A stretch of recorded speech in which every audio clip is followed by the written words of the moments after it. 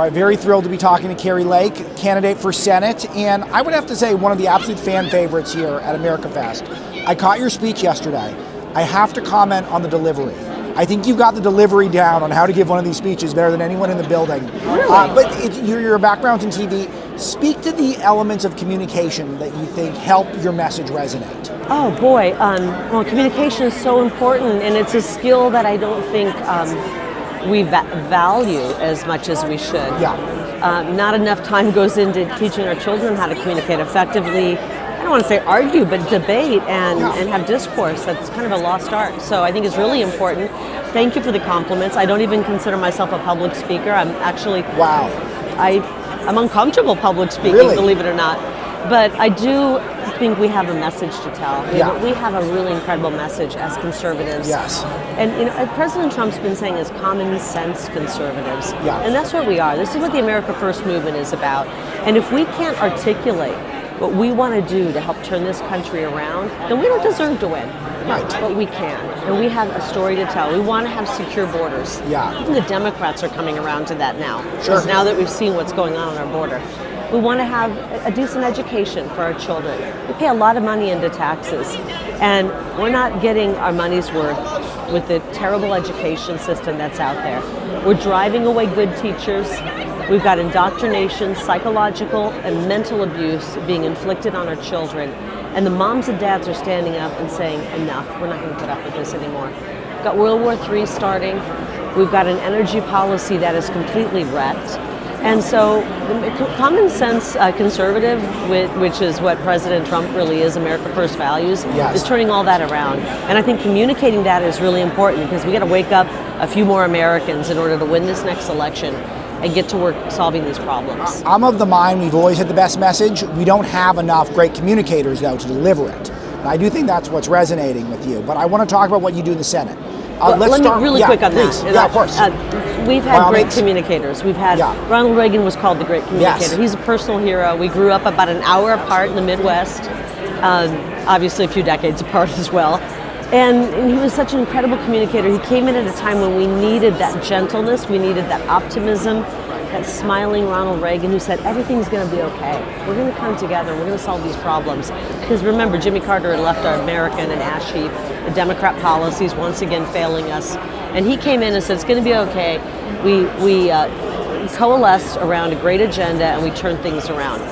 I think President Trump is an incredible communicator. I know some people don't agree with you completely. Some people don't like his style. Yeah. We needed a bull in a china shop. We had fallen into a slumber. Our country was going off a cliff. The corruption had reached levels that Americans weren't even aware of. And he came in and woke us up. And he's an incredible communicator. He has a way of taking a complex issue and boiling it down to what the solution should be. Build the wall. Totally agree. He's talked about drill, baby, drill. I mean, these are super simple slogans. The man knows how to brand. And they don't come out of nowhere. No, it's very calculated.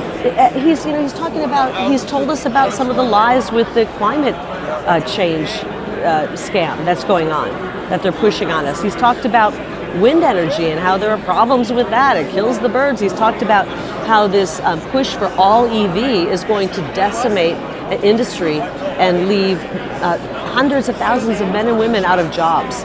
He's waking us up to a lot of problems that previously had seemed too complex, and he helped us understand them. So I think he's an incredible communicator.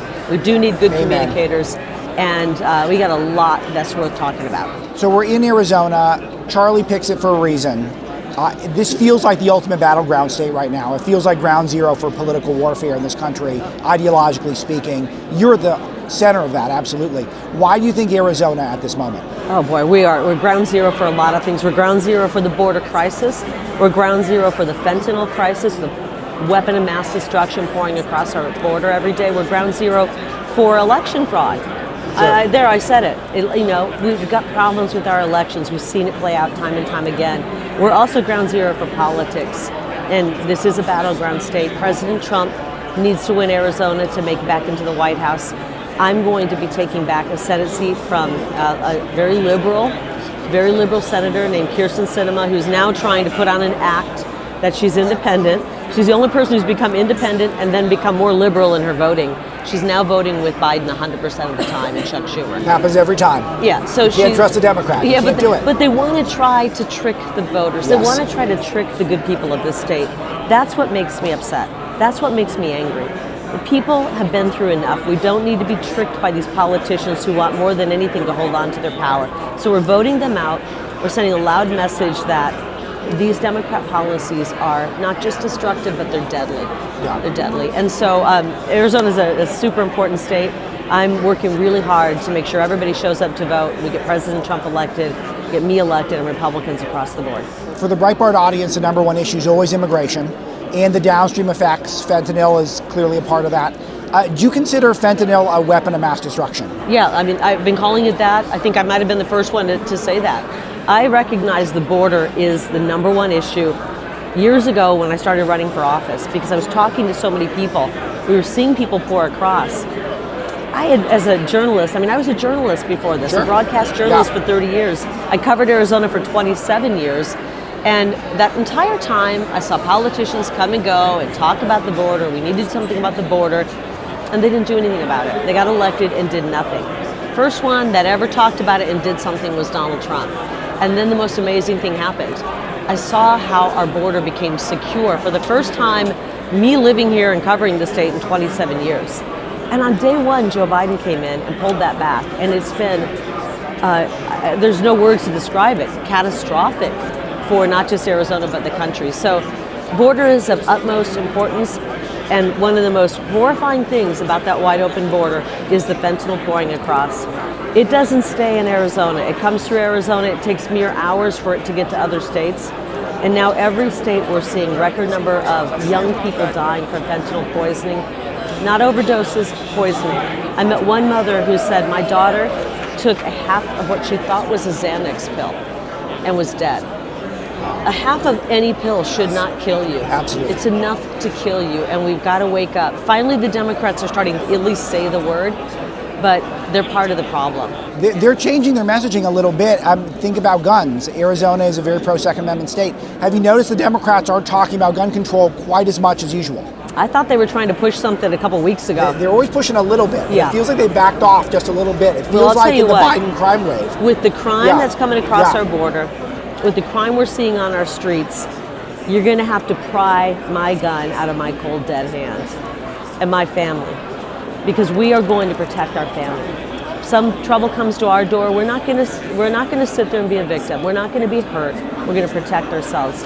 Founding fathers understood more than anybody, and I don't know how. I could just only look back and say they were genius. But what I really think is that God had a hand on them. God helped them create that document, the United States Constitution.